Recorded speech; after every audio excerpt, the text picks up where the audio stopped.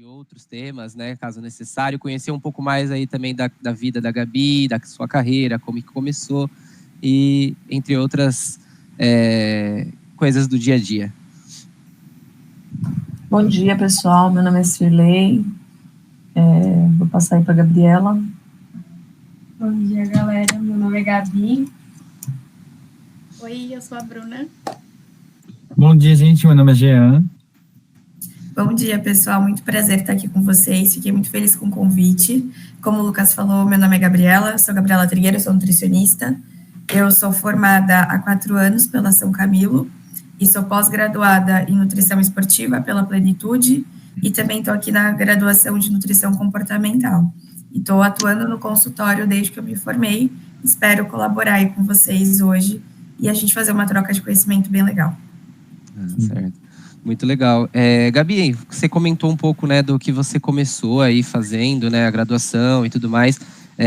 Conta um pouco pra gente como que foi a decisão, o porquê que a Gabi quis fazer, né, aí a nutrição, né, ir para esse ramo aí, essa área. Conta um pouquinho pra gente aí como foi. Vamos lá. É muito engraçado, porque todo mundo, quando a gente pergunta, por que você vai para nutrição? Porque eu gosto muito, eu sempre gostei de me cuidar, eu sempre passei pelo processo de emagrecimento, fui cair na nutrição. Comigo foi meio diferente, eu comecei fazendo biomedicina, e no meio do curso no terceiro mês do curso de biomedicina, eu me assustei com a grade, e eu falei, meu Deus, eu não quero fazer mais isso, e eu só tinha uma saída, tinha São Camilo, tinha 2 cursos, tinha nutrição e tinha biomedicina, eu tinha que fazer um dos 2, eu falei, então eu vou fazer biomedicina. E aí eu acabei caindo na nutrição. Eu comecei simplesmente porque eu precisava fazer alguma graduação e não podia sair de lá, só que com o passar do tempo e com o passar das matérias, eu fui criando um amor muito grande. E dentro desse processo, eu também comecei a ir para academia, eu comecei a cuidar um pouco mais da minha alimentação, e eu sempre gostei muito de lidar com pessoas. E começando a entender como a gente tem um papel tão importante, como a gente consegue ajudar tanta gente, não na parte, mas na parte de você, de fato, não ter a doença, para a pessoa não chegar lá, isso começou a me gerar uma sensação de, nossa, eu consigo fazer muito. E foi quando eu comecei a estudar cada vez mais, não dependendo só da faculdade, e aí foi por isso que assim que eu me formei, eu já comecei a atender.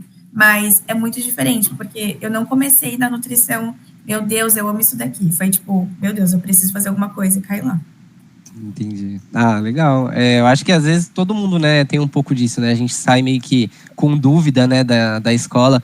Eu mesmo demorei um pouco aí para entrar na nutrição. Fui entrar decidi meio que com 26 anos, então demorou um pouco.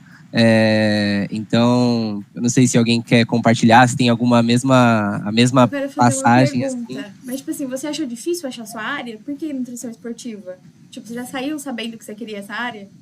Então, assim, nutrição esportiva, porque é a área que eu mais amo na vida, assim, de todas as matérias que a gente teve, foi a matéria que mais me enriqueceu os olhos. E eu gosto muito das matérias de fisiologia e de bioquímica. E quando a gente vai, claro, todas têm.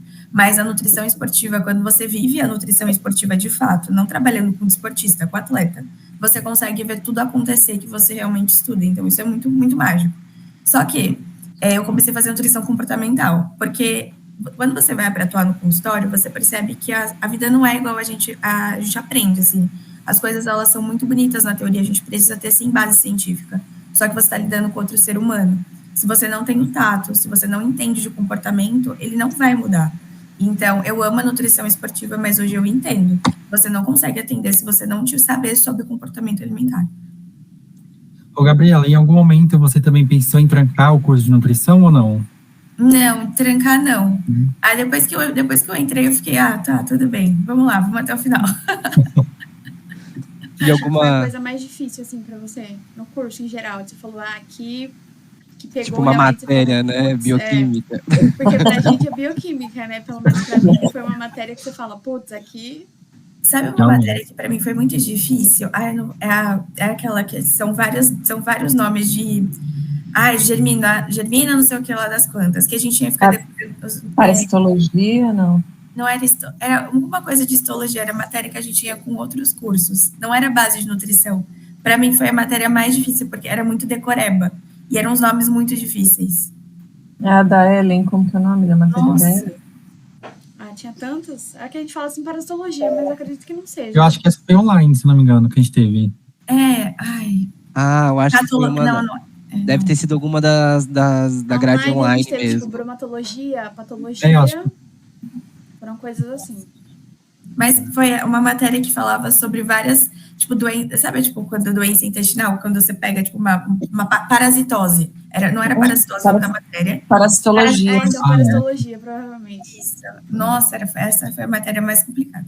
É engraçado, né? Porque Bioquímica pra gente foi- foi muito tranquila ela. Foi muito fácil, né? Pra tipo de Foi uma bioquímica. matéria muito tranquila, foi primeiro semestre. Nossa, até Agora a hoje. bioquímica pegou a maioria da sala, né? Bioquímica todo mundo, tipo, é mais.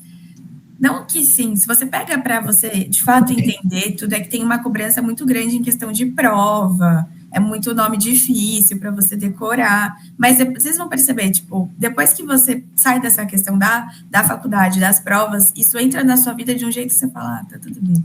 Ontem eu estava assistindo alguns vídeos seus e eu vi que você manja pra caramba de bioquímica, né?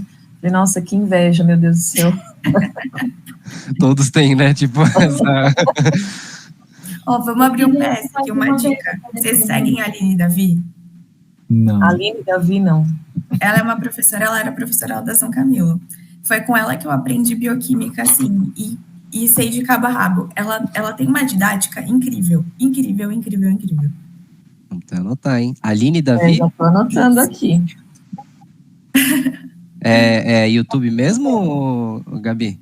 Ela tem aula no YouTube e ela também tem alguns vídeos no Instagram. Tá. A Gabi falou que queria fazer uma pergunta. Dá para me escutar direitinho? Amiga. Eu queria saber como foi para você essa trajetória, por exemplo, depois de sair da faculdade e entrar na área da nutrição, porque eu ouço muito falar da frustração, né, que é você sair da faculdade e você não ter, por exemplo, você não teve uma trajetória para chegar até ali, porque, por exemplo, quando a gente vai passar no nutricionista, a gente vai procurar aquele nutricionista que é mais conceituado, aquele nutricionista que tem um tempo de carreira. Como foi, assim, foi frustrante para você, por exemplo, até você chegar onde você chegou hoje, desde o seu primeiro paciente, como que foi para você atender o seu primeiro paciente? Uhum.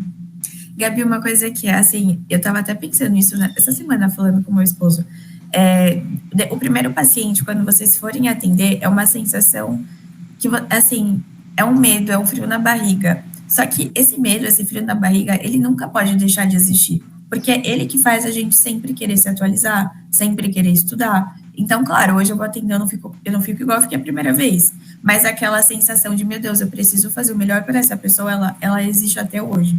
Mas o que aconteceu? Desde o meu segundo ano de faculdade, então desde o quarto semestre, eu sempre fiz estágio.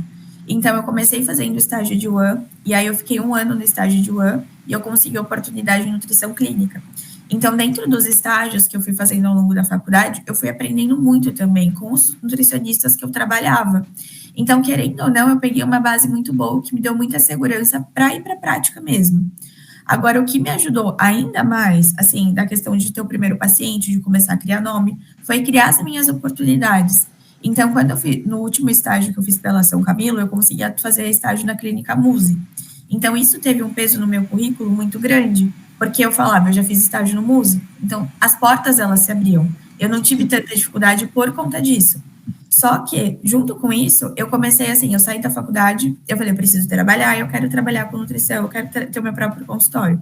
Eu ligava para eu coloquei lá, eu moro aqui em Santana, então eu coloquei no Google, academias na Zona Norte. Eu liguei para todas, eu recebi muitos nãos. Só que eu tive uma oportunidade que eu consegui, hoje onde eu atendo é dentro de uma academia que foi fazendo essas ligações que ele falou, olha, eu tenho uma sala aqui, você quer alugar? Falei, quero, é isso que eu preciso. Comecei alugando lá 2 vezes na semana, a demanda começou a aumentar, hoje eu atendo lá todos os dias. Então, é muito difícil o começo, porque você não tem lugar para atender, você tem medo de atender, e hoje a gente tem uma oferta, né, tem um número de nutricionistas grande. Então, você precisa começar a criar a sua forma, o seu jeito, que as pessoas gostem, desde a época da faculdade, mesmo que a gente não consiga trazer tanta coisa para a parte de divulgação, mas eu acredito que seja muito importante, porque se você não faz nada durante a graduação e simplesmente falar, me formei, vou atender, putz, muito difícil. Legal, É muito verdade. legal. E você falou da divulgação, você já, durante a faculdade, você já tinha a questão de postar muita coisa no Eu ia Instagram? perguntar isso. Você acha que foi importante, tipo, essas coisas das redes sociais? Porque é uma coisa que puxam muito hoje em dia, né? Que eles falam, ai, começa a postar, começa a interagir, pra você já ter um público quando você se formar. Quando eu estava me formando, eu tinha muita questão de lifestyle. Então, assim, era uma época que a gente não tinha nem uma declaração certa do CFN. Tipo, estudante de nutrição, pode falar sobre nutrição no Instagram? Eu estava naquela época que não estava tão assim, ai, tudo bem falar. Então, eu postava mais sobre o meu estilo de vida. Só que essa questão de postar do estilo de vida, enquanto eu estudava, as pessoas começaram a falar, nossa, mas ela se dedica. E teve, quando eu me formei, eu fiz uma lista de espera. E, tipo, já tinha 20 pessoas na lista de espera, esperando meu CRN sair. Então, assim, foi muito importante ter o Instagram e criar toda essa conexão com as pessoas. E você trabalha em parceria com mais alguém, Gabi? Tipo psicólogo, educador físico? Hoje eu trabalho, assim, parceria mesmo, eu só tenho com o endócrino.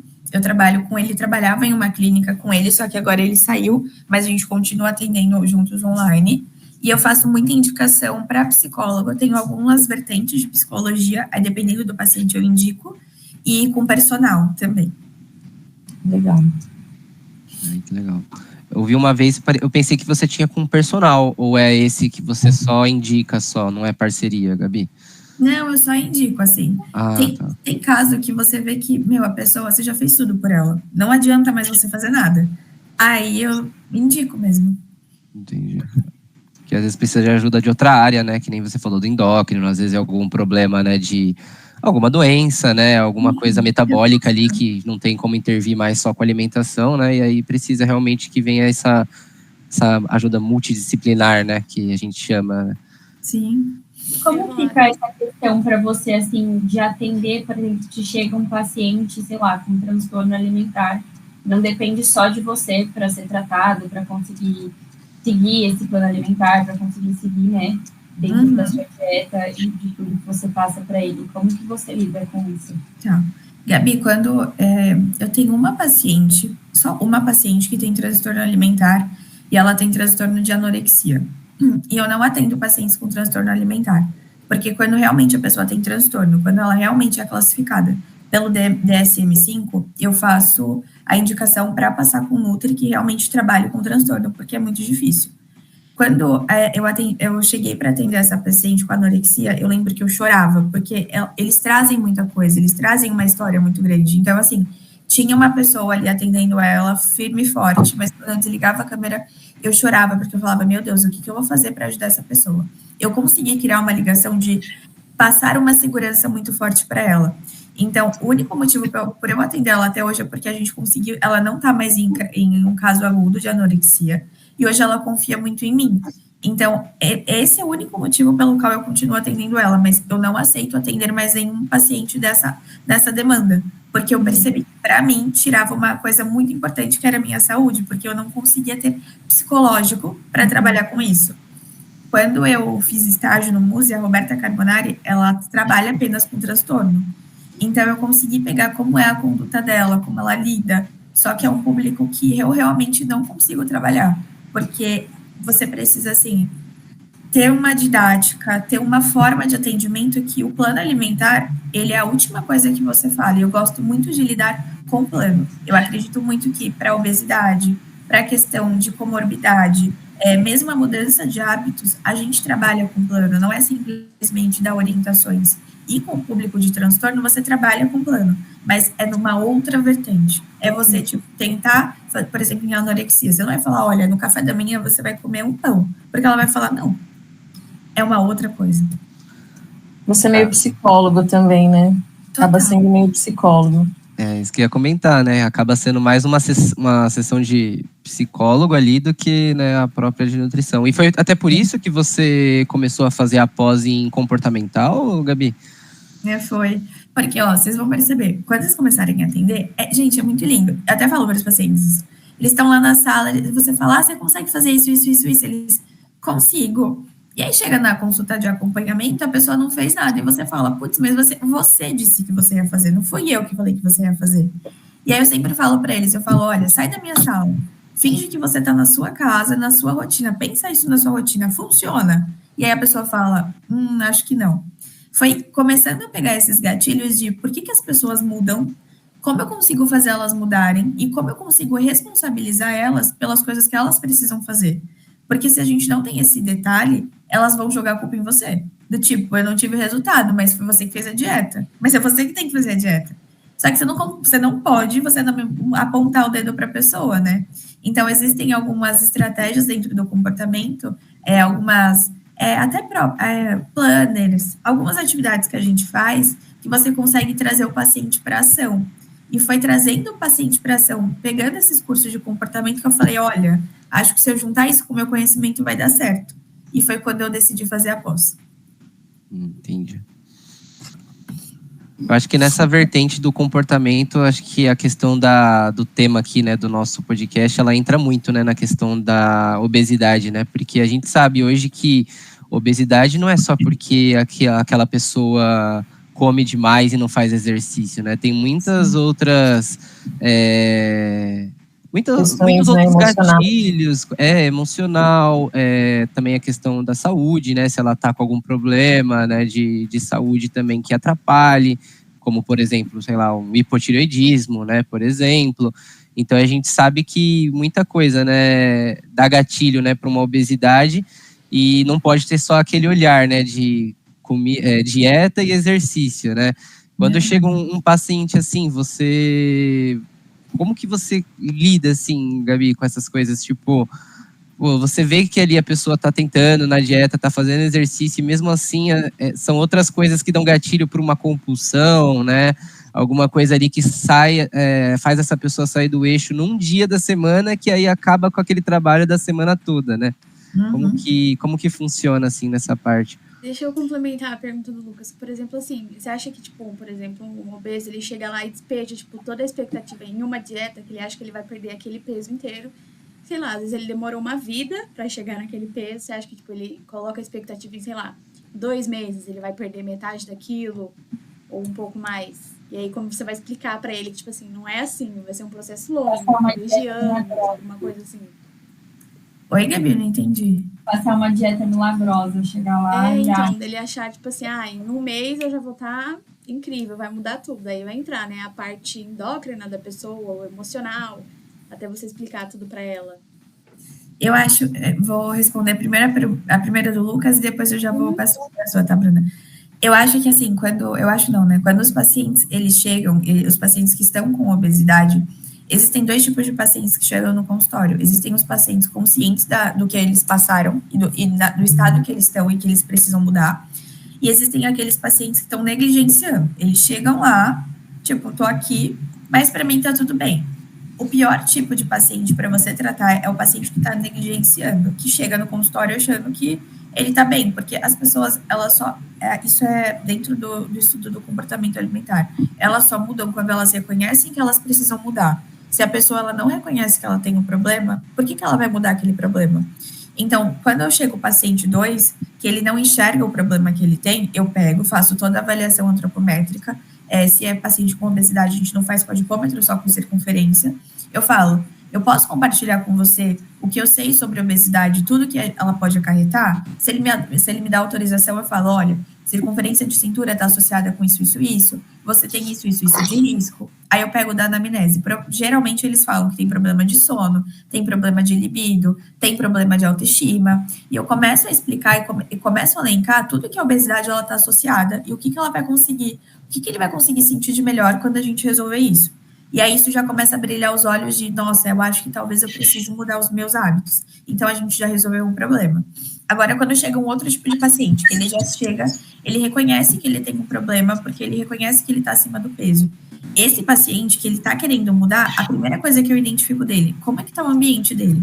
Porque por mais que ele queira mudar, se ele mora em uma casa onde as pessoas todas, elas não estão nem aí para alimentação, elas só querem comer fast food, elas só querem sair para beber, ele não vai conseguir ter essa mudança, porque não depende só dele, não depende só da motivação dele, depende das pessoas tentarem ajudar.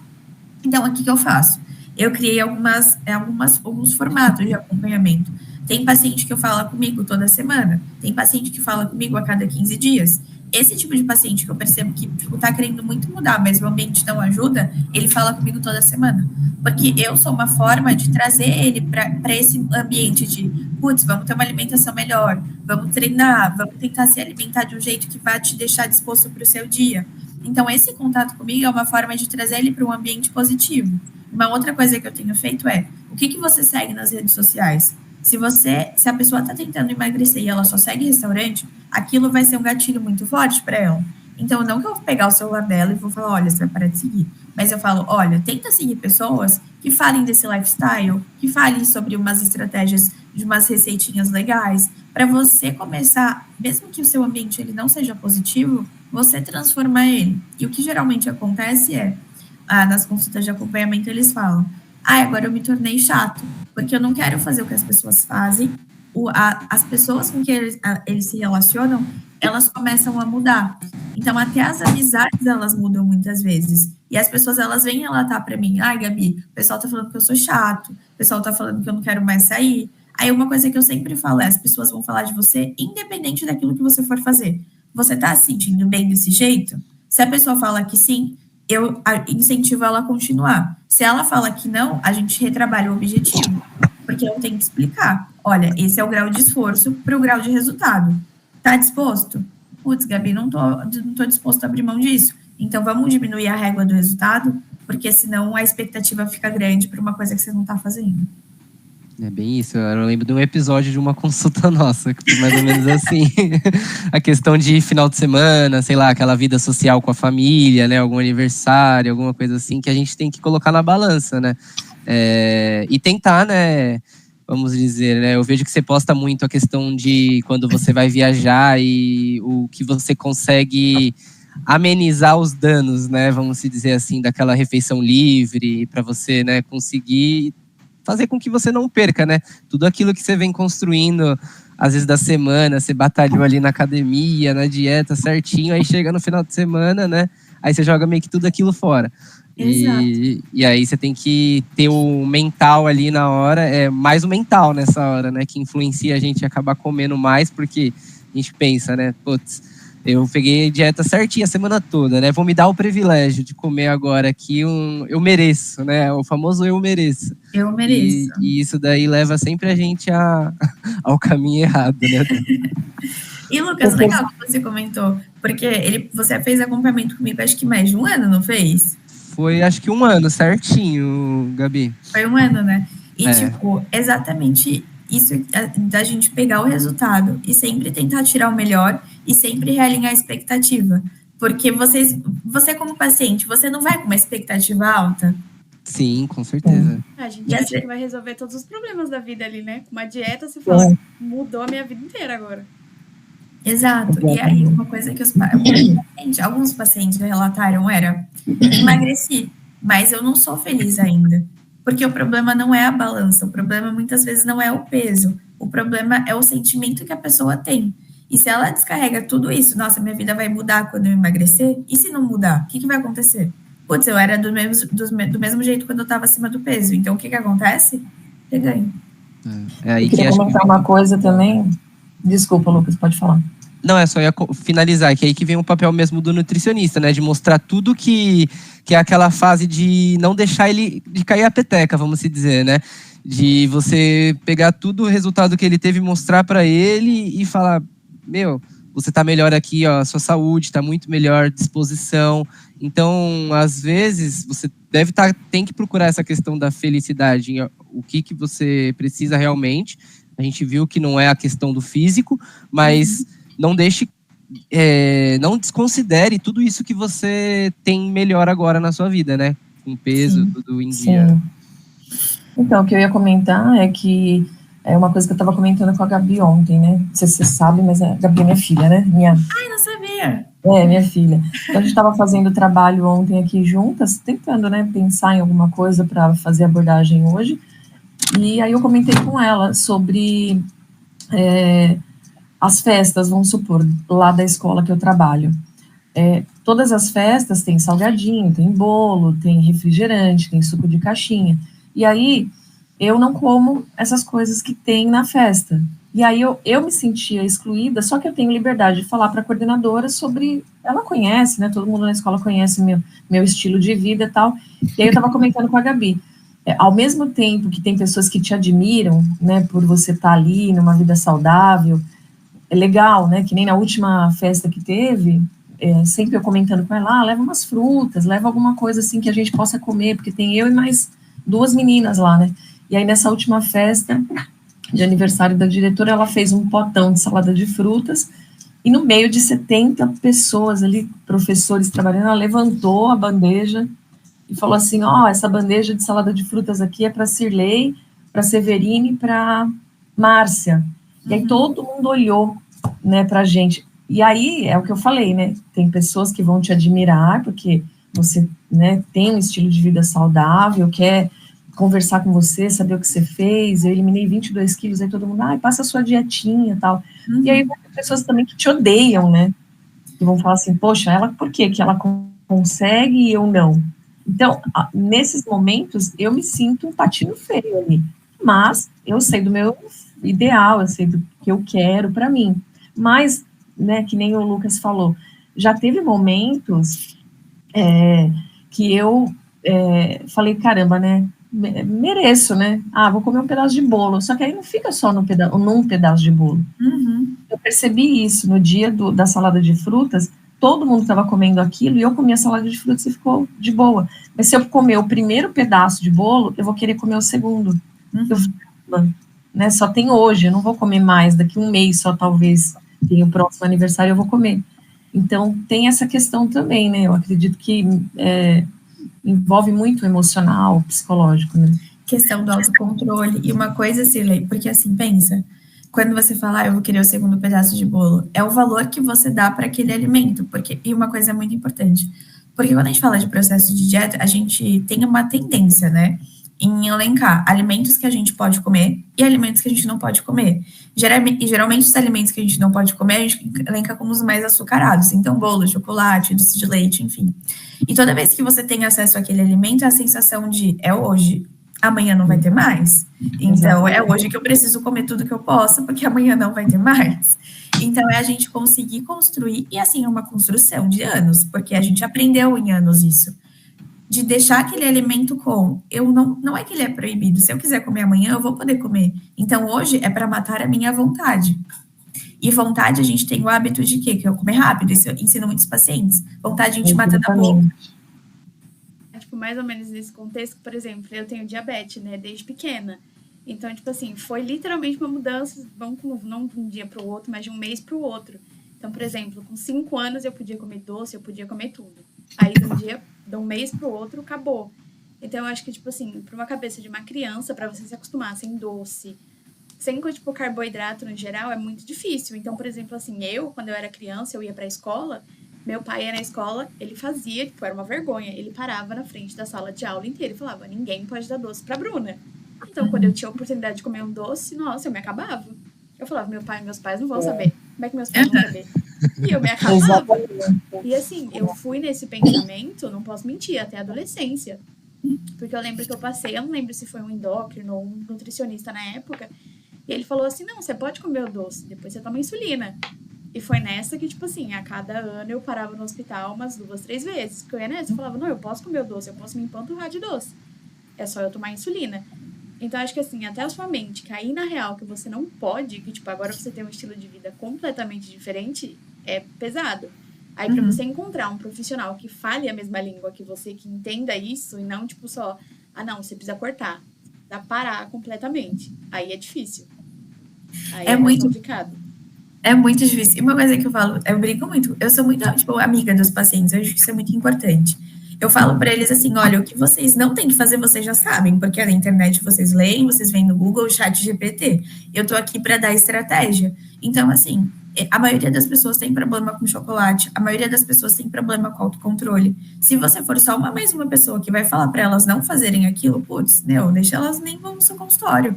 A gente sempre tem que tentar pensar, você não tem autocontrole, certo? Você gosta muito de chocolate.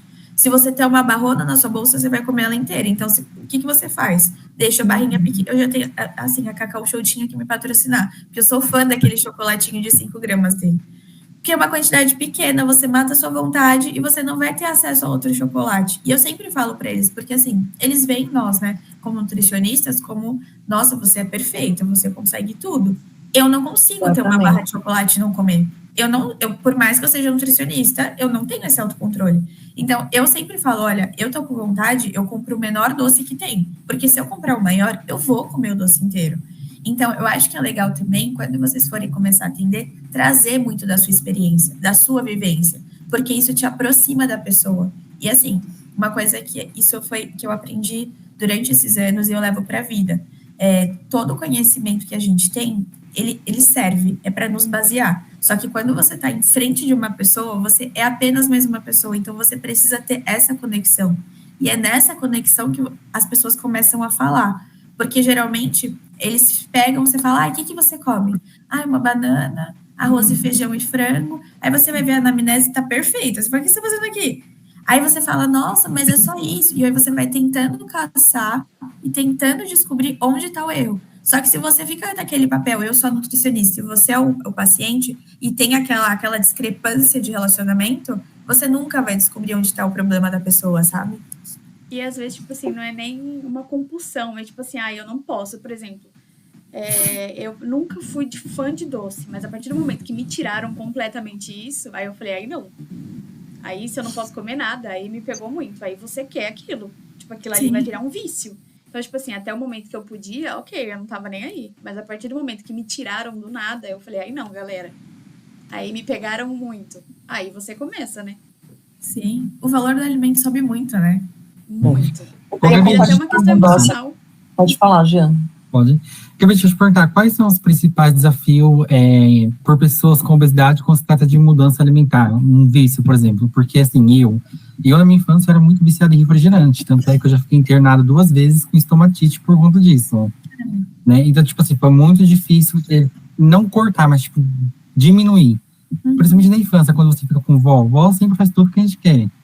Então, assim, meus pais cortavam, mas minhas avós liberavam. Então, quando a maioria do tempo que eu estava com eles, eu comia só doce, refrigerante. E, tipo, como lida com isso? Tipo, no seu caso, você tá dizendo? Não, tipo, quando alguém chega lá com um vício, tipo, é um vício mesmo que não consegue parar. Tá. Vamos lá. Primeiro, assim, por mais que a gente tenha dentro do nosso mecanismo de recompensa aquela sensação de aquilo me dá prazer, eu quero de novo, alimento não vicia. Não vicia. Nenhum alimento. Mas o açúcar, mesmo que eu coma em excesso, eu não consigo parar de comer. Essa associação. A gente tem várias pontes dentro do cérebro. E a ponte que você tem da associação da cocaína com o açúcar, ela é a mesma. Só que pensa, a pessoa, por mais que ela seja a mesma via, a mesma sensação, a pessoa que ela é viciada em cocaína e em açúcar, ela não tem a mesma ação. Então, assim, por mais que você seja viciado em açúcar, se você não tem o açúcar ali naquele momento, você vai ficar estressado. Só que você não vai sair pela rua, tipo, querendo caçar coisa para comer. Então, ele não vicia. O que a gente precisa entender? A gente precisa entender que aquela pessoa criou, durante muitos anos, a sensação de recompensa com aquele alimento. Se ela tem aquela sensação de recompensa, tem algum sentimento por trás que ela tá tentando, tipo, acalmar. Então, eu sempre tento buscar. Por que você por que você busca essa sensação? Gabi, porque eu tô trabalhando muito, eu me sinto muito cansado, e é naquele momento que eu consigo relaxar. Então, a gente já sabe a causa do problema. Tem como você descansar um pouco mais na semana para você não ter essa ação de comer o chocolate? Gabi, não tenho. Eu preciso estudar e preciso trabalhar. Então a gente não tem como resolver a causa. Ok, vamos tentar então achar uma outra solução. O que a gente precisa fazer? Diminuir a intensidade da ação.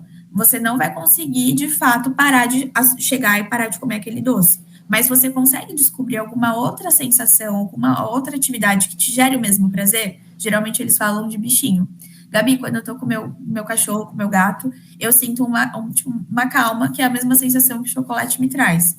Eu falo, então, vamos tentar fazer assim. Quando você estiver em casa, no momento de gatilho, que você vai comer aquele chocolate, você vai pegar o seu bichinho e você vai sentir aquela sensação de calma, aquela sensação de prazer. E aí, se você ainda assim quiser comer o chocolate, não vai ser naquela intensidade tão grande. Então, uma coisa que acontece é as pessoas, quando a gente vai tratar do comportamento, dessa questão de comer de uma forma transtornada, é que a gente acha que essa sensação, essa ação, na verdade, ela vai parar, mas na verdade ela não para. A gente diminui a intensidade. Porque se ela tá naquela fúria, meu Deus, eu preciso sentir, ela vai comer uma barra inteira. Só que se ela teve um outro comportamento, uma outra ação que, acalmou, ela pode até comer o chocolate, só que não vai ser mais a barra inteira, vai ser metade. E, putz, para quem come a barra inteira todos os dias, comer metade todos os dias, é um avanço. Sim. É complicado, né? Ainda mais quando uma criança, tipo, por exemplo, que nem o exemplo do Jean, né? A gente tem muitos exemplos pessoais, né? Acho que a gente vivenciou a nossa criação, assim, da nossa idade, uma época que pros pais, pros avós, eu tô dando todinho e bisnaguinha pro meu filho levar pra escola, uma Ana Maria, aí ele tá saudável, ele tá se alimentando, né? Então, acho que a nossa infância, assim, acho que com o boom tecnológico da alimentação, né, de industrializados, influencia muito nisso, né? E quando a gente fala de uma obesidade e tudo mais, é muito difícil tirar da pessoa, né, esses hábitos, esse tipo de alimentação. A gente que mora em São Paulo também, a questão de trabalho, faculdade, muita agitação, você está na rua, você tem que se planejar no final de semana para você ter a semana toda numa alimentação mais saudável, e isso leva tempo, é manual, né? É bem complicado, né? Colocar na cabeça da pessoa a prioridade disso, né? Para ela ir conseguindo mudar, né, essa situação, né? Até porque a obesidade leva a muitas doenças, né? De pressão alta, a própria diabetes pode desencadear, né? Aí fica bem... você fica bem restrito, né, Gabi? Quando você está ali de frente com o paciente, você tem que pensar em muitas estratégias, né? Muito. E assim, quando o paciente está ali eu até falo, eu não faço dieta na hora, viu? Não sei se vocês têm dúvida em relação a isso, eu sempre deixo para fazer posteriormente, porque eu gosto de ter um mapa de cada paciente. Então, tipo, ele contou a vida inteira dele ali. Pensa, você tem que pensar em todas as vias que estão acontecendo e tem que elaborar um plano. É muita coisa. Então, eu sempre monto com o paciente, ele me falou tudo, a rotina, etc. A gente monta os alinhamentos em relação ao objetivo e, posteriormente, eu monto o plano alimentar. Porque quando o paciente sai do consultório, é quando eu vou pegar, vamos lá, o Lucas está com obesidade. Mas ele está com obesidade, a obesidade leva a uma flexibilidade metabólica menor, a obesidade leva ele a ter uma resistência insulínica menor, ele tem uma saciedade que está prejudicada, mesmo ele tendo mais tecido adiposo, aí a gente começa a olhar tudo isso e fala, onde que eu vou trabalhar? Na insulina, então eu vou precisar que ele faça atividade aeróbica e déficit calórico. Putz, mas ele tá vindo de um consumo calórico de 3.000 calorias. O cálculo tá falando para eu dar 1.000 para ele porque ele tá em obesidade. Faz sentido porque o cálculo tá pedindo? Não, não faz. Pequena restrição para obeso já faz resultado. Então, vamos começar a trabalhar com uma restrição pequena. Eu vou fazendo o mapa mental do paciente. Isso é muito legal. Porque quando ele vem na consulta de acompanhamento, eu mostro para ele, olha, você estava aqui, a gente está caminhando, a gente está aqui agora, mas a gente precisa chegar aqui. Então, assim, você entender a patologia e você entender toda a parte que ela acaba desenvolvendo no corpo da pessoa e conseguir trazer isso para ela é muito importante, porque você passando o conhecimento, a pessoa ela também começa a se pôr mais em ação. Ela sabe que ela está ali com um problema, mas ela não sabe que ela pode ter problema de pressão, ela não sabe que a leptina dela está bagunçada, ela não sabe nem o que é insulina. Então, quando você começa a conversar para ela explicar, ela começa a entender, ela começa a falar, nossa, mas isso tudo tá desse jeito, e você fala assim, porque as pessoas têm algum tipo de obeso que eles não sentem nada, e que o exame também não tá alterado. Aí ele vai lá no médico, o médico fala, mas você tá bem. Eu tô bem. E não sabe que não tá bem. Então, trazer tudo isso para eles é bem importante. Peraí, amiga, rapidinho, senão eu esqueço. Você acha que você consegue identificar, tipo assim, por exemplo, quando a pessoa tem um problema, além, vamos assim, não vai ser só uma dieta que vai arrumar, vou ter que encaminhar para outro profissional. Por exemplo, algum problema da tireoide. Você consegue identificar, tipo, aí você vai falar, você precisa ir para outro profissional, para ele identificar e a gente fazer um tratamento certo. Se a pessoa me traz exame e eu vejo que nos exames a parte tireoidiana tá bagunçada, eu encaminho. Agora, se ela tá com sintomologia, eu peço exame, aí a partir dos exames eu encaminho. Eu sempre, para médico, eu sempre prefiro juntar sintoma com exame, só com sintoma não. E assim, uma coisa que eu aprendi na pós recentemente, porque a gente tem essa questão, né? A tireoide acaba gerando ganho de peso. Sim, a tireoide pode gerar ganho de peso, mas ela não justifica a obesidade. Sabe quantos quilos uma pessoa pode ganhar quando ela tem problema de tireoide? No máximo 5. A gente teve uma aula semana passada disso, de dietoterapia, que, por exemplo, eu tenho tireoide, o Lucas também, eu tenho problema também. Que ela falou de 5 a 10. Você não pode justificar um ganho muito acima disso, porque não é, aí é uma desculpa. E ela me pegou muito nessa. Porque, tipo assim, quando eu tive problema na tireoide, eu engordei muito. E eu falava, não é a tireoide, não é a tireoide. Então, quando ela falou que é só de 5 a 10, ela acabou ali comigo. Eu falei, não é mais uma justificativa. Só que pensa, tipo, a professora te falou, ó, tudo bem, mas a pessoa tá lá na sua frente, ai, mas acho que é minha tireoide que eu não... Por isso, você fala, olha, você só pode ter engordado 5 quilos por conta da tireoide, o resto foi você. Você não fala isso, então é muito difícil. Você tem que meio que omitir essa informação, né? E tentar mostrar para ele de outra forma. Aí talvez lá na frente, quando ele teve o resultado, aí você fala, ó, quando é por tireoide, né? Aí você coloca ali a real na mesa, né? Mas Exato. nesse primeiro momento é meio complicado. Dói né? no ego, né? Vai bater ali no ego e falar, putz, é culpa minha? Aí não, de cara assim, não aguento não, o baque é muito forte. Então, tapa na cara, né? Nossa senhora. Mas foi engraçado. A Bruna fez uma cara na hora, ela olhou pra mim assim, na aula. 7 anos atrás, eu descobri em 2019, 7 anos atrás eu tinha acabado de sair da escola. E aí você não tem mais aquela rotina de acordar cedo e você tá ali disposto o dia inteiro. Então você vai querendo ou não, você ganha uns quilos. Aí de 2017 a 2019 eu ganhei uns 10 quilos. Aí depois eu ganhei mais 10 por causa daí, foi por causa da tireoide. Aí você fala, não, nesse meio tempo aí foi tudo por causa da tireoide.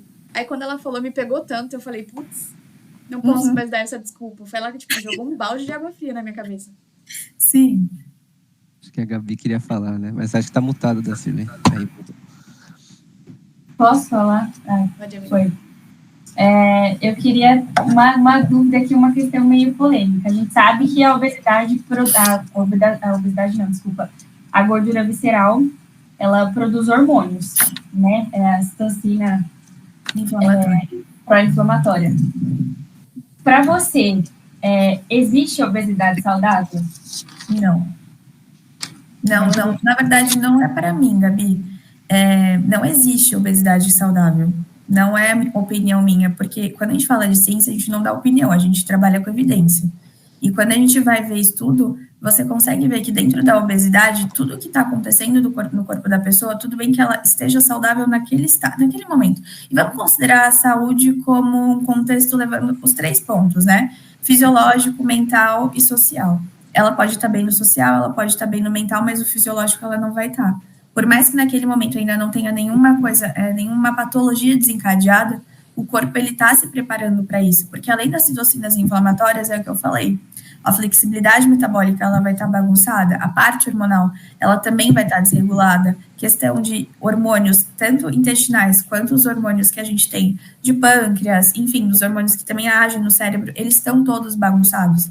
Então, aquele momento, pode ser que ele não esteja no momento de alerta, mas ao longo dos anos, sim, vai acabar acontecendo. Então, não existe obesidade saudável.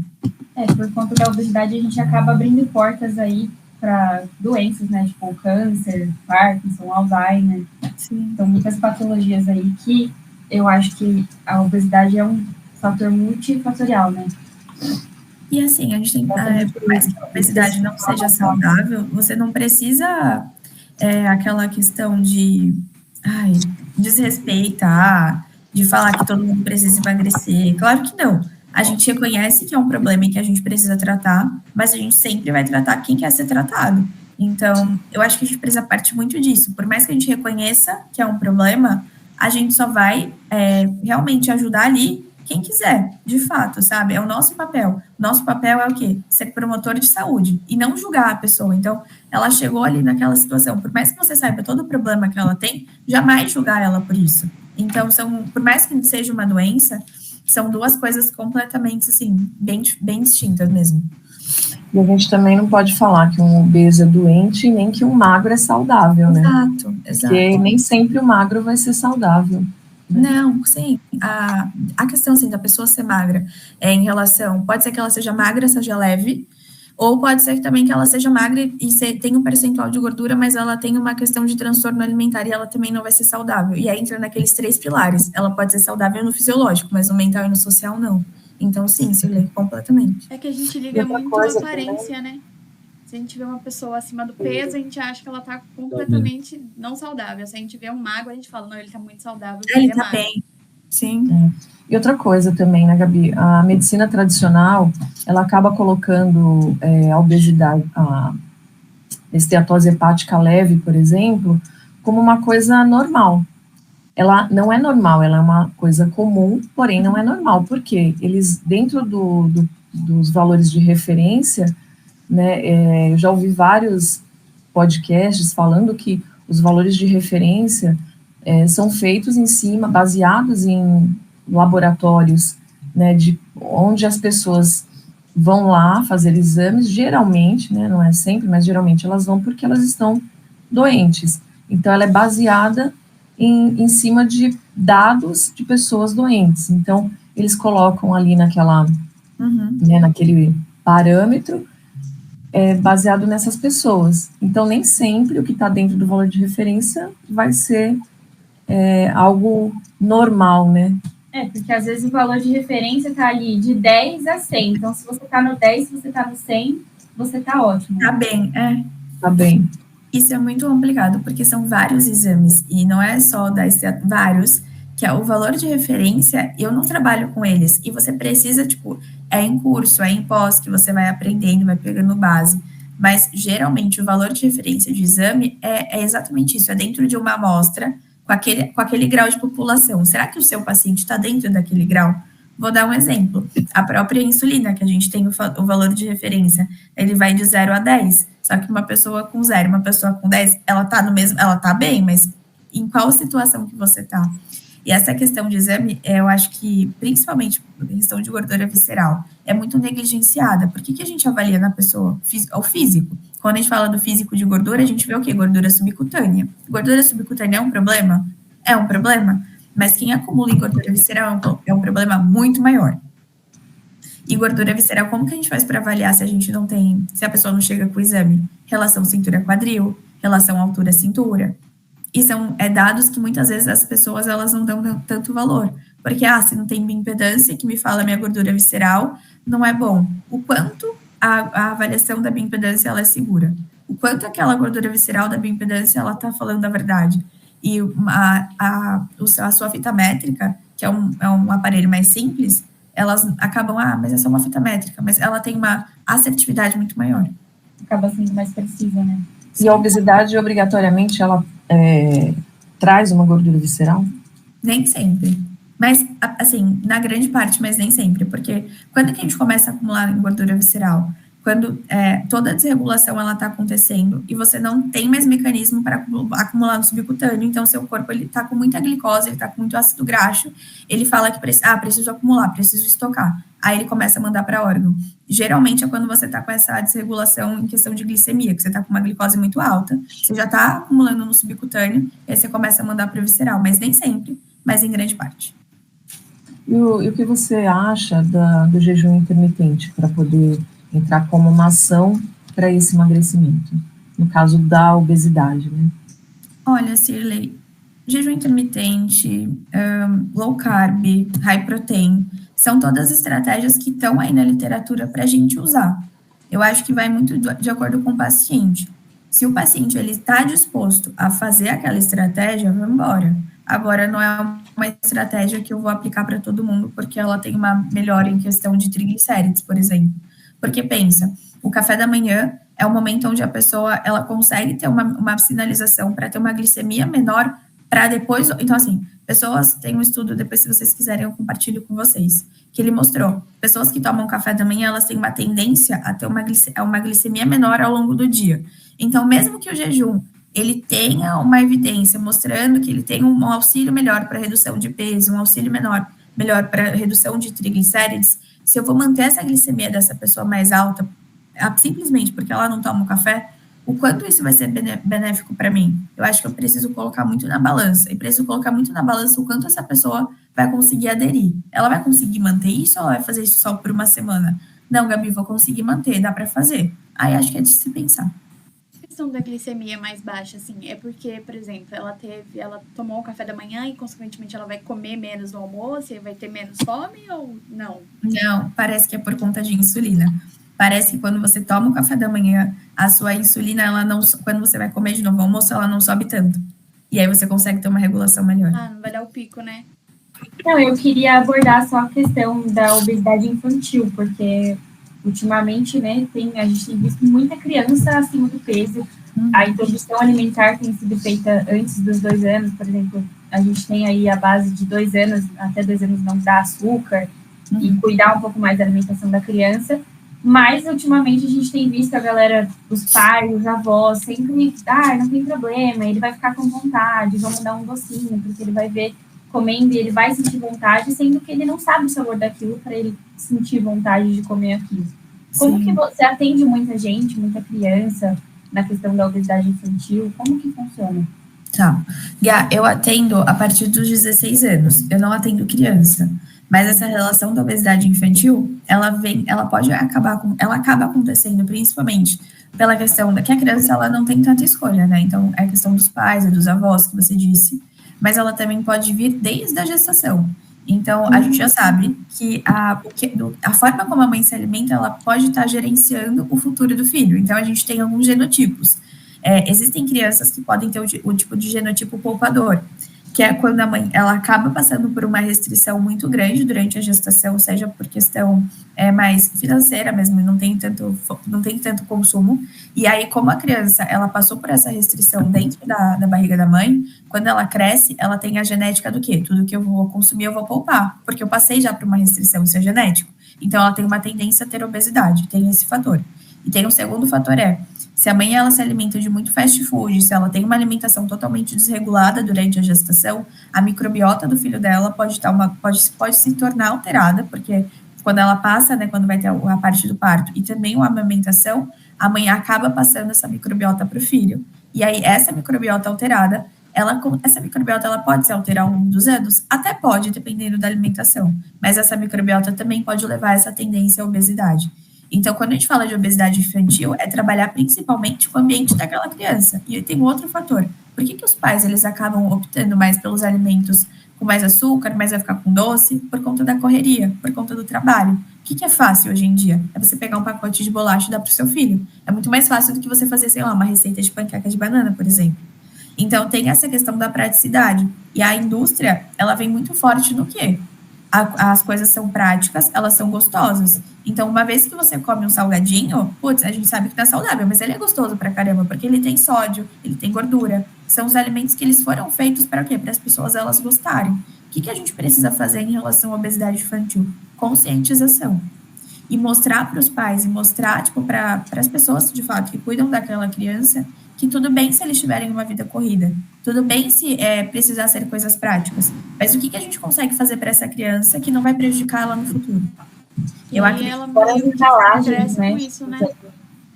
Oi? Ela meio que cresce com isso, né? Tipo, aí não consegue mudar o hábito e aí chega numa fase adulta, obeso, com vários problemas, né?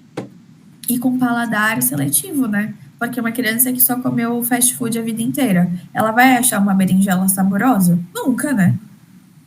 Vai ficar 0 legumes, né? Eu queria contar, Gabi, eu queria contar uma experiência aqui em casa, que em 2019 a gente começou a aderir à alimentação saudável por conta da minha mãe, que tem Alzheimer. Então, assim, eu introduzi, eu não entrei mais ou menos, eu entrei de cabeça. Então, a partir do dia 1º de janeiro de 2019, eu decidi que a alimentação aqui em casa seria saudável e mora eu, a Gabi, meu pai e minha mãe. Então, assim, a Gabriela, chegou um momento que ela falou assim, ela abriu os armários e falava assim, não tem nada dentro dessa casa para comer. Realmente, não tinha mais pacotes, né? Então, a partir desse momento, ela começou a ver todos os meus estudos ali em relação à alimentação saudável, era dia e noite estudando, meu pai falava que eu estava enlouquecendo, que eu estava bitolada, porque todo dia estudando sobre Alzheimer e alimentação saudável para o Alzheimer. E aí acabou que todo mundo teve, porque como sou eu que cozinho, acabou todo mundo tendo que entrar nessa rotina de alimentação saudável. Foi onde a Gabi também acabou se interessando pela nutrição, porque ela teve que ir para a cozinha fazer o alimento, que nem você falou, né? Não tinha o pacote de bolacha, então ela ia para a cozinha e aprendeu a fazer a comida saudável dela. Por quê?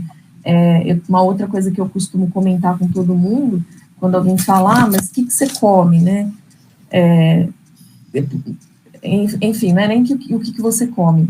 Geralmente eu trago para dentro de casa somente aquilo que eu acredito que esteja saudável. Então eu não vou comprar o pacote de bolacha, eu não vou comprar o nuggets, a salsicha, porque a partir do momento que você tem aquilo dentro da sua casa, no momento de pressa, você fala, caramba, né, vou pegar essa salsicha mesmo. Então, quando eu parei de comprar, acabou ela tendo que ir para a cozinha e aprendeu a cozinhar.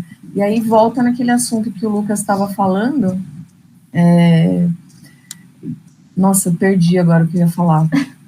Desculpa. O assunto do que específico? Você fala do meio que você tá, ou das suas... Isso, exatamente. Como o ambiente influencia. De como o ambiente influencia isso. Então, assim, meu pai ficou sem falar comigo, porque ele falou, não, sempre comi açúcar a vida inteira. Então, enfim. Sim. A partir do momento em que não tinha mais isso, eu comecei a conversar com eles, todo mundo falou, isso aqui é legal para isso, isso aqui é bom para isso. E aí foi todo mundo entendendo e entrando. Não foi uma coisa fácil, né? Principalmente meu pai tem 84 anos hoje, né? Já está mais velho, já tem, né? Desde 2019 a gente está nessa rotina. Então hoje ele fala para todo mundo, olha, né? Tô super bem, que legal. Hoje ele ajuda, participa, fazendo toda a alimentação. Então foi uma coisa que foi difícil de ser introduzida, demorou um tempo, mas acabou que todo mundo se apaixonou por isso, porque viu o resultado, né, como foi bom. Eu eliminei 22 quilos, a Gabi está muito mais saudável, meu pai perdeu aquela barriga enorme, então todo mundo viu o benefício, e minha mãe, a doença do Alzheimer também não avançou tanto, né, como avançaria. Então é uma experiência bem, pra gente, muito gratificante. E toda a mudança, né, Cirlei, ela gera um desconforto. No começo foi difícil para a Gabi, não foi? Ela sentiu falta. Não tem como a gente falar que não vai sentir, não tem como falar que vai ser fácil. Mas quando você sabe de todos os benefícios que aquilo vai te acarretar, vale a pena. E claro, né, mudou toda a logística de casa, vocês precisaram passar a cozinhar mais, e vocês provavelmente começaram a conhecer novas receitas que são mais práticas para os dias mais corridos. Então, eu acho que isso é a experiência que vocês tiveram para o consultório é muito boa, porque você consegue trazer isso para o paciente do tipo, eu já passei por isso. Então, como eu já passei por isso, eu sei que você vai passar por isso, isso e isso e isso. Então, para facilitar a sua vida, você já faz isso, isso, isso, isso. Isso é muito legal. E essa questão do seu pai de 80 anos lembrou da minha avó. Eu morei com a minha avó durante a minha vida inteira, e aí eu me mudei, né, com meu marido. E a minha avó, ela sempre cozinhou com banha, ela sempre fritou tudo no óleo, fazia salada entuchada de azeite. E quando eu comecei a mudar minha alimentação, eu parei de comer as coisas que ela fazia, porque eram muito gordurosas, e ela sentiu muito isso porque ela cozinhava para mim, basicamente. Com coração. E aí, no começo, eu era chata, né? Assim, a forma dela falar que ela estava chateada era, você é chata. Nossa, mas você é muito chata. Era só isso. E aí, hoje, quando eu vou na casa dela, tem a comida que ela faz e tem a minha comida. Ela, eu já deixei sua salada sem azeite. Aí eu falo, nossa, vó. E aí, eu já vi ela cozinhando, né? Ela vira assim o olho. Aí eu falo, vó, você usou muito azeite? Eu sei que ela usou, mas hoje eu vou comer, né? Porque eu não vou deixar de comer a comida dela, que ela já tá com 90 anos. Aí ela, não, só um pouquinho. Mas assim, é uma mudança que para eles também não é fácil. Putz, ela aprendeu a vida inteira dela a cozinhar assim. Jura que agora eu vou precisar mudar? Claro, não mudou completamente, mas já melhorou algumas coisas, sabe? É engraçado porque, tipo assim, eu descobri a diabetes muito nova. E eu sempre tive muita mania de, por exemplo, na casa dos meus avós, eles são mineiros, então, tipo assim, era muito angu. E eles faziam angu e a gente colocava açúcar na panela pra raspar. Isso aí com meu primo era, tipo assim, tudo pra gente. Então, quando a gente descobriu a diabetes, a primeira pessoa a entender foi meu avô. Porque, tipo assim, ele compra... Tudo bem que não era a coisa mais certa, mas, tipo, ele ia no mercado, ele comprava refrigerante diet. Eu amava, porque eu chegava todo domingo na casa do meu avô, tinha refrigerante diet. Então, por exemplo, aqui em casa não foi tão difícil mudar, porque aí a minha mãe introduziu os alimentos que eu podia comer. Então, por exemplo, meu pai, todo mundo adquiriu, a minha irmã. Então, tipo, não era nada com açúcar mais, era tudo com adoçante. E, por exemplo, as coisas para diabético é muito... As coisas diet, tipo, uma bolacha normal é, sei lá, R$1,50 no mercado. Para diabetes era um pacotinho de bolacha muito menor, era R$8. Um adoçante para você fazer bolo era tipo 20, 30 reais. Então, assim, você cai numa realidade muito difícil para você acostumar. Então, tem gente que descobre, por exemplo, um diabetes tipo 2, depois de mais velho. Você não muda. Não muda. Eu tenho um vizinho lá no meu avô que, por exemplo, ele já tá com as 2 pernas amputadas. Ele descobriu, mas não quis mudar. Então, tipo, ele come muito doce. Ele não mudou. Ele descobriu, mas não mudou. Então, para você mudar também, eu acho que você tem que ter um ambiente muito propício a isso. Pessoas que te ajudem. Igual, eu era criança, eu não tive muita escolha. Meus pais mandavam em mim. Então, tudo na minha casa mudou. Todo, tipo, a rotina. Era tudo com adoçante. Não tinha açúcar em casa. Meus pais nunca compravam. Então, eu acho que, tipo, ao redor influencia muito essa mudança, né? Foi o que a Gabi falou antes, né? Que o ambiente é propício e a questão de você mudar depende de você mesmo. Não adianta o nutricionista estar ali disposto a te ajudar, mas você não quer fazer essa mudança. Você precisa ter a atitude de mudar e querer ter hábitos saudáveis, ter uma vida saudável, ter saúde, né? Então, mas nessa questão, tipo assim, dos avós mimarem, igual o Jean falava, que ele comia tudo na casa dos avós, por exemplo. Meu avô, ele entendeu muito rápido que aquilo ia fazer mal pra mim. Então, tudo que ele comprava era 0. Meu avô, tipo assim, não, ele não sabia que o refrigerante faria mal, mas ele trazia lá um refrigerante todo domingo, tava lá, o refrigerante 0 na geladeira, porque pra ele era uma mudança que ele podia fazer, era o jeito dele acolher o que tinha acontecido. Sim. Acredito que mais por conta de, assim, você ter aparecido com uma patologia, né? Acredito que, tipo assim, uma pessoa que não tem essa patologia precisa mudar simplesmente porque ela tem que mudar, seja mais difícil, né? Então, ele não entendia muito bem, né? Para a família, né? A questão, você quer mudar, você tem ali o seu hábito e a sua força de vontade. Agora, eu acho que o ambiente externo, por exemplo, sua casa, sua família, quando você tem uma patologia, eu acho que as pessoas ainda se sentem coagidas a ter que mudar junto com você. Agora, sem essa patologia, fala, putz, que chato, né? Vou deixar de comer uma food. Mas, por exemplo, assim, quem não sabe, entendeu? Por exemplo, meus avós eram leigos nisso. Você vai explicar o que é uma diabetes. Ninguém na família tinha, não foi algo genético.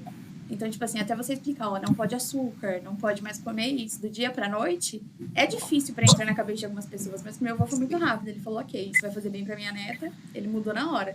Isso é uma das coisas que sempre me pegou muito, até hoje, tipo. Por exemplo, eu gosto muito, sei lá, de um frango com quiabo. Se eu vou no meu avô, tem o quiabo lá, sabe? Assim, tipo, influenciou muito e é uma coisa que me ajuda muito até hoje. Uma coisa que a Cirlei muito forte, né? Uma coisa que a Cirlei comentou, né? Que ela mudou, né? E que nem a Bruna falou, que a mãe dela mudou. Quando é a pessoa que manda, entre aspas, né? Na casa e tudo mais, e decide isso, já é difícil, porque todo mundo vai ter que se adaptar. Essa pessoa, ela vai ouvir das pessoas, que nem a Cirlei falou, a Gabi olhou pro armário e não tem nada nessa casa. Eu já até imagino, né, quando a gente é criança, adolescente, né, a gente, né, fala besteira, né, tipo, reclama de tudo, né, e tudo mais, mas agora o problema, imagina se nessa situação que quem decide mudar é quem manda, né, já é difícil. Imagina para quem tá lá com obesidade, um jovem, e na casa dele tem, sei lá, mais 3 irmãos, o pai e a mãe, que toda a alimentação da casa já é bagunçada. Imagina, tipo, ela contra essas 5 pessoas. Meio que o pessoal vai falar, não, você tá chato, bitolado, que não sei o quê, vai ser muito mais difícil, né? E exatamente. É uma situação que acaba que a pessoa fica, né, meio que às vezes desolada, faz ela desistir várias vezes. E muitas das vezes ela já procurou as dietas milagrosas aí na internet, que a gente sabe que a gente, como, né, querendo se formar nutricionista, e a Gabi nutricionista, sabe que isso atrapalha muito, né, porque as pessoas, elas se frustram muito, né, e quando elas chegam no seu consultório, às vezes ela já tá com aquela mentalidade de se frustrar novamente, né, porque ela já fez várias dietas, né, e nunca dão resultado, né, ainda continua, né, com aquela obesidade. E aí não tem apoio da família, né, do meio que vive, às vezes amigos também, né, que às vezes sai só para comer besteira, né, não vão ajudar a agregar muito nessa fase. É bem complicado, né? Acaba que muda até a sua roda de amigos, né? Muda. Porque você vai criando afinidades com pessoas que também têm o mesmo estilo que você. Sim. Não tem como, né? Você tá querendo ir para um caminho e as pessoas te puxando para outro. Ou elas vão te puxar, ou você vai sair de lá. Não tem. Não tem. Tem uma amiga minha que é professora que ela teve uma época, logo no comecinho, né, eu e a Gabi, antes de começar a fazer a faculdade, decidir fazer a faculdade, a gente começou, já que a gente já estava nessa linha saudável em casa, uma amiga nossa que fazia balé, que até voltei a fazer balé também, por conta da alimentação saudável aí, fui emagrecendo e tal, e aí uma amiga nossa do balé pediu para a Gabi, falou, Gabi, já que você está fazendo comida saudável, você não quer fazer as minhas marmitas? E aí ela fez para essa nossa amiga, ela postou, e o nutricionista dela repostou, e aí foi aumentando, né? E essa minha amiga chegou até a gente, nessa época que a gente estava fazendo as marmitas saudáveis, e pediu para eu fazer para ela. Beleza, eu fiz as marmitas, ela levou para casa, ela falou, mas não tem condições, meu marido toda sexta-feira pede pizza e traz refrigerante para dentro de casa. Então, para mim, se tornou uma coisa muito difícil eu continuar sozinha, porque aí meus filhos acabavam comendo a pizza e tomando refrigerante, e eu ia ficar na marmitinha saudável. Eu via a pizza, eu queria comer a pizza, eu sentia vontade. Então, é exatamente isso, né? O ambiente é fundamental para que dê certo, né? A família tem que estar envolvida, né? Da obesidade infantil, né? A gente já viu muito, a gente até chegou a ver um caso desse na faculdade, comentado em aula, que a criança tá ali, aí os pais falam, porque meu filho tá de dieta, e o que eles fazem? Eles isolam o filho, meu filho vai almoçar sozinho, não tem esse apoio da família, porque o filho tá na dieta, mas eu não tenho que me envolver, porque o ambiente externo não tem nada a ver. A criança tem que comer saudável, mas eu não faço questão de comer saudável para poder influenciar uma pessoa que me vê como exemplo, né? E o pior é exatamente isso, Gabi, tipo, em questão de introdução alimentar também. Os pais querem que as crianças comam alface, tomate, e eles estão comendo, tipo, hambúrguer. É mais ou menos nesse sentido. Eles não querem ensinar pela pessoa, por ela replicar. É só por falar, isso é bom, então vai lá e faz. E não é assim. E essa questão que a Sofia comentou da pizza de sexta, é uma coisa que a gente precisa, assim, saber e ter consciência que os pacientes, eles vão ter esses momentos. Então, já que vai, por exemplo, eu sei que meu marido pede pizza de sexta-feira, e eu tô com a minha marmita saudável, não quero comer minha marmita, o que você pode fazer? Será que seu marido consegue pegar uma pizza que tenha, sei lá, proteína e não tenha tanta gordura?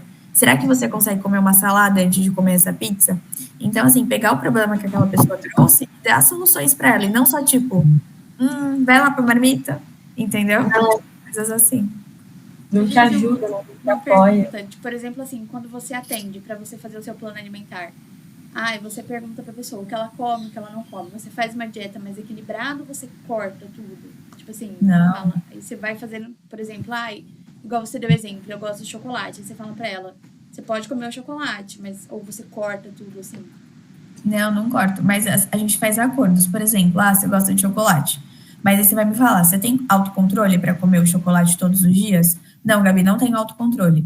Então vamos tentar trabalhar com uma porção mais individual? Vamos, mas você vai colocar chocolate nesse momento porque a sua insulina vai responder melhor. Pode ser? Pode ser. A gente vai fazendo estratégias. Eu não saio cortando nada, não. Eu gosto de trazer, tipo, bem um equilíbrio de fato para a pessoa conseguir ter uma adesão boa. E assim, salvo os casos que eu realmente preciso aplicar, tipo, uma estratégia muito pontual. Por exemplo, tem 2 pacientes que eu atendo que elas estão para quase fazer bariátrica. E aí já é uma intervenção mais diferente, porque eu preciso que elas emagreçam, porque eu não quero que elas façam bariátrica, e elas também não querem fazer. Então, assim, olha, você precisa fazer isso, não tem o que fazer. Você tem toda a parte de conscientização, a gente já fez isso, só que agora é isso. Aí a dieta é um pouco mais restrita. Nesses casos só. Você consegue conscientizar um paciente que vai te procurar? Porque, assim, geralmente o paciente que precisa fazer a bariátrica, ou que ele quer fazer a bariátrica, ele precisa emagrecer. Então, ele te procura e ele quer fazer uma dieta para esse fim, né? E você consegue conversar e fazer ele compreender que ele, vamos supor, ele consegue, através da alimentação saudável, de mudança de hábitos de vida, chegar no objetivo que ele quer sem a bariátrica? Olha, consegue? É muito difícil, porque esses pacientes de bariátrica, eles chegam muito frustrados, mas assim, uma frustração absurda, porque eles já tentaram de tudo, né? Eles já tentaram muito. Essas 2 pacientes que eu atendo, elas são pacientes que, assim, elas já tentaram muito também, só que elas têm muito medo da cirurgia. Então, não foi nem eu que conscientizei em relação a não faça cirurgia. Elas mesmas não querem fazer. só que se não emagrecer não vai ter como. Então, partiu delas, mas quando o paciente chega para fazer a cirurgia bariátrica, ele já chega numa situação que, assim, eu já tentei de tudo, eu só quero realmente, eu tô cansado, eu só quero emagrecer. Eles vêm nessa situação, sabe? Bem E aí eu crítico. tento mais fazer uma parte de acolhimento e tentar auxiliar até a parte da cirurgia. Tem alguma, tipo, uma comorbidade, uma patologia que você tem que dar um choque de realidade na pessoa, de falar, tipo, ai, se você não mudar, igual um bariátrico, se você falar, não, você tem que fazer isso aqui certinho. Tem alguma outra que você fala, tipo, olha, se você não fizer isso aqui, vai piorar muito mais. Aí vai chegar num ponto que a gente não consegue só mudar com a alimentação, vai ter que entrar um remédio ou uma coisa assim. Síndrome metabólica. Paciente que vem com hipertensão, paciente que vem com problema cardíaco, e aí, junto com isso tem obesidade, síndrome metabólica. São pacientes que, tem paciente chegando no consultório que ele vem com a lista assim, ó, isso aqui tudo de remédio que eu tomo. Aí você fala, pô, vamos lá, né? Não tem o que fazer. Tentar diminuir isso, né? Que isso tá acabando com você. E o pior é que as pessoas, quem chega com essa lista de remédio, ele, assim, a pessoa, ela tem noção do problema que ela tem, só que eu acho que ninguém nunca chegou e falou, olha, vamos lá, você tem noção do que você tá fazendo? Porque geralmente nos médicos, o que eles fazem? Ah, você tá com pressão alta? Tá, vamos aumentar o remédio. Ah, você tá com colesterol alto? Tá fazendo dieta? A pessoa fala, tô. Ah, então tá bom, toma essa estatina aqui. Aí quando você fala, você sabe todos os problemas que tem as medicações que você toma, que você não precisaria tomar se você só se alimentasse bem? Aí quando você começa a falar, a pessoa fica tipo, ai... Aí você pega no emocional. Você tem filho? Você quer ver o seu filho crescer? Você quer ver o seu neto? Você precisa ir para essa parte, porque a pessoa, ela não pensa lá na frente. E aí é o seu papel trazer isso também. E aí você precisa de um profissional que realmente fale isso, né? Que dê um choque ali nele. Porque, por exemplo... A gente é nutricionista, a gente precisa acolher, mas a gente não pode passar a mão na cabeça de paciente. Você viu que ele está fazendo coisa errada? É o seu papel a falar. Igual o Lucas, quando foi da questão do final de semana. Ele era meu paciente, ele estava ali no consultório, eu via que ele tinha um problema. Eu ia falar, ai, Lucas, realmente, vai curtir o final de semana. Se ele estava falando que ele queria chegar no resultado? Não. É o seu papel falar, olha, você está fazendo coisa errada. Tá a fim de continuar fazendo? Tudo bem, mas tenha consciência disso. Nessa última festa que eu citei, né, como exemplo, eu percebi que se você não... É a questão do vício, né? Assim, eu percebia que se eu comer o primeiro pedaço, eu vou querer comer o segundo, o terceiro, vou querer comer o segundo pratinho de bolo. Então, quando eu estava comendo ali a salada de frutas, eu percebi que a salada de frutas me satisfez. Eu olhei todo mundo comendo e eu não senti vontade, eu consegui manter esse controle. Mas isso eu tomei consciência naquele dia, e a partir daquele dia eu falei, não, então eu não vou dar o primeiro... É a mesma história do viciado em bebida, né, em drogas e tal. Eu não vou dar o primeiro gole, eu não vou dar a primeira pedaço. Não vou comer o primeiro pedaço de bolo, porque eu sei que isso vai me gerar um gatilho. Isso, exatamente. É hiperpalatabilidade, né? Você está acostumado a comer aquela comida saudável e tudo mais, que tem sabor, né? Mas o apelo da indústria para as coisas com muito açúcar, muito sódio, deixa o sabor lá em cima, né? E aí quando você, tipo, encontra aquilo, aí você fala, eu quero mais, porque você tá sentindo a mais do que as outras pessoas que estão já naquilo no dia a dia, né? Então já é mais difícil ainda. Aí quando você coloca na boca, aí você fala, tá muito bom isso aqui. Vem um monte de coisa assim, né? Coloca aí que eu vou falar uma coisa também. Eu tenho uma questão aqui, como que você lida com essa questão obesidade e dependência química, né? Dependência do doce, do açúcar, desses sabores que, por exemplo, sei lá, o açúcar, o glutamato monossódico, que a nossa papila gustativa sente aquele sabor e quer mais, e é sempre insaciável. Assim, ó, nossas papilas gustativas, elas mudam a cada 15 a cada 20 dias. Então, se a gente quer falar dessa mudança de paladar, a gente precisa conscientizar e falar, vamos tentar abordar alguma estratégia? Eu preciso que essa estratégia dure até 15 dias. Quando a gente tem esse apelo, né, dos pacientes em buscarem esse sabor, esse super sabor, essa questão do doce muito forte, ou do tempero muito forte da gordura, a gente precisa começar a trabalhar com outros sabores. Então, tentar trabalhar a questão do amargo, só que é conscientizar que ela vai sentir diferença. Então, assim, em questão dos temperos industrializados, é você trazer, olha, você em casa, você vai começar a usar, vou trazer aqui, lemon pepper, chimichurri, esses temperinhos naturais, porque eles vão dar um sabor gostoso na sua comida, não vai ser parecido com o que você está acostumado, mas eles já vão deixar mais saboroso. Um outro exemplo, eu tô acostumada a só comer produto industrializado, agora eu vou ter que comer vegetais todos os dias na minha marmita. Será que não seria interessante, para deixar mais palatável para aquela pessoa, colocar uma colher de sopa de mostarda, porque a gente sabe que ela tem uma quantidade de ingredientes menor e não traria tanto problema? Será que não faz sentido isso? Por mais que gordura na dieta a gente não deixe tão alta, será que colocar um creme de ricota junto com esses alimentos para tornar mais gostoso e dar mais adesão não seria mais interessante? Seria legal. A gente sabe que a tabela nutricional do chocolate ao leite e ao meio amargo, elas são muito parecidas. Mas pensando que você está tentando trabalhar com o paladar desse paciente, tornar ele um pouco mais amargo, será que colocar um chocolate amargo para ele não seria interessante para o paladar da pessoa começar a se acostumar com esse sabor não tão doce? Nutricional seja a mesma. Então, assim, são esses detalhes. E são coisas que a gente pode fazer. Só que é muito assim, quem é a pessoa com quem você vai fazer isso? Essa pessoa está disposta a fazer isso? Sempre, sempre, sempre. Todas as estratégias que eu estava falando com a Silvia, elas são válidas. O que vai depender é do outro, é para quem você vai aplicar. Você falou que 15 dias as nossas papilas gustativas mudam. E nesses 15 dias a gente tem como adquirir um novo hábito, por exemplo, a gente tirar do nosso paladar, meio que limpar o nosso paladar? Limpar totalmente não, mas você consegue não ter, por exemplo, tô vindo de um consumo de muito doce, vou reduzir o consumo nesses próximos 15 dias. Quando você comer um doce de novo, sabe quando você fala, putz, isso aqui tá mais doce? É isso. Isso muda muito com, por exemplo, o café. Eu aprendi a gostar de café melado, né? Então, com meu pai. E eu não gostava de café, eu aprendi a gostar desse jeito, e era muito bom na época, né, quando eu era, acho que adolescente ainda. E aí depois, quando eu comecei, né, me interessar mais pela questão da alimentação saudável e tudo mais, aí eu fui cortando aos poucos, né, que é acho que deve ser uma estratégia que você deve usar, né, tipo, por exemplo, eu fui do café com muito açúcar pro mascavo, aí do mascavo eu nem fui pro adoçante, porque eu não gosto de adoçante em bebida, assim, né. Aí eu fui pro zero. Hoje em dia, se eu tomo um café com um pouquinho de açúcar, parece que é a sensação de quem toma com açúcar, toma amargo, tem aquela sensação horrível, é a mesma sensação, porque muda todo o gosto do café, não é mais café, aquilo que eu tô tomando, e chega a ser engraçado, né, porque você adapta, né, o seu paladar a isso, né. Então, aqui em casa, uma das primeiras coisas que eu fiz foi eliminar os temperos, né, com glutamato monossódico, o açúcar branco.